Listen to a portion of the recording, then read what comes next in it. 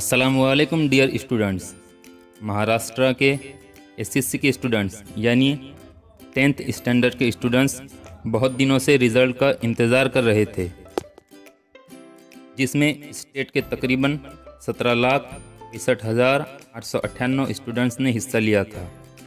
लेकिन अब इन्हें इंतज़ार करने की ज़रूरत नहीं है, क्योंकि महाराष्ट्र स्टेट बोर्ड के शिक्षा विभाग ने आज रिज़ल्ट की तारीख जाहिर कर दी है।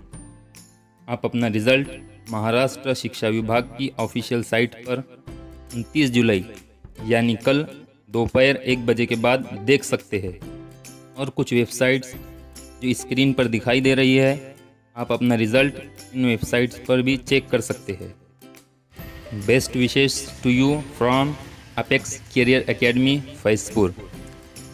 ऐसे ही मज़ीद एजुकेशनल वीडियोज़ हासिल करने के लिए चैनल को सब्सक्राइब करें और बेल आइकन को प्रेस करें। Thank you.